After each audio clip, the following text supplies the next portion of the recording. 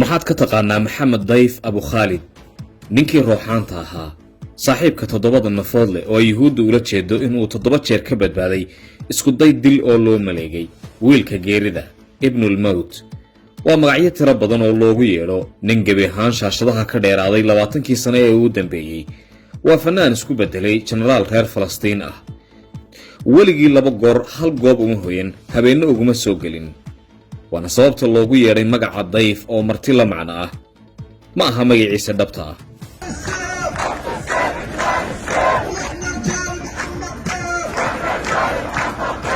codkiisa lama maqlo ilaa iyo jeer ay taagan yihiin xaalado lagama maarmaan ah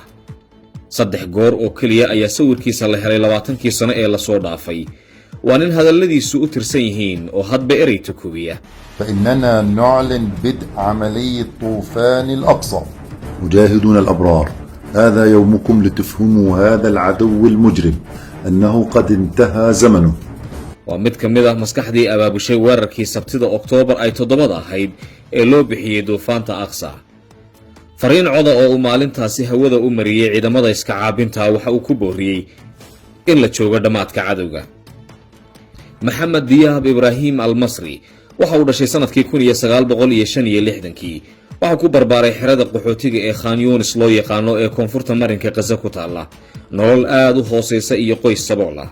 intifaadadii koobaad ee iska caabinta ayaa Maxamed Dayf waxa uu bilaabay tababarkiisa ciidannimo ururka iska caabinta ayaa uu ku biiray ka hor intii aanay Israa'iil xidhin oo aanu xabsiyadeeda ku qaadan 16 bilood markii xabsiga laga sii daayay waxa uu daanta galbeed ee dhulka Falastiiniyiinta ee la haysto ka aasaasay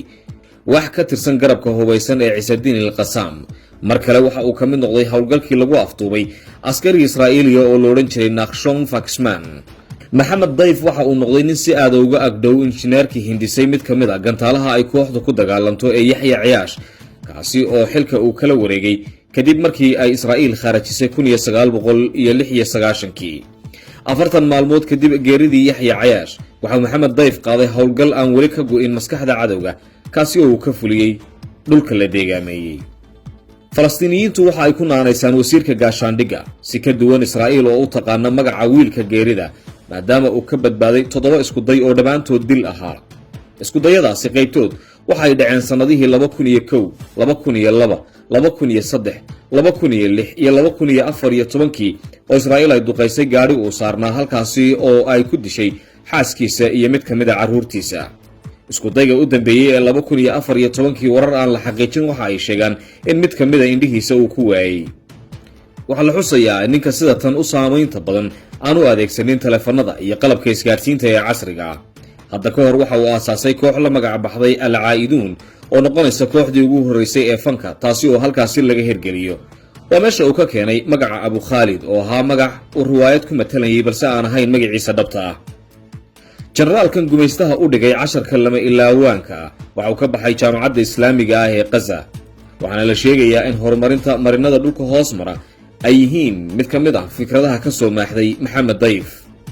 Washington waxay sanadkii 2015 ku dartay liiska argagixisada ee dadka sida aadka loo raadinayo laakiin midda la hubo waa in Israa'iil ay wax kasta ka horumarisay kuna bixisay in ay iska hor dhaqaajiso wiilka aan dhimashada ogolayn sida ay iyagu u yaqaanaan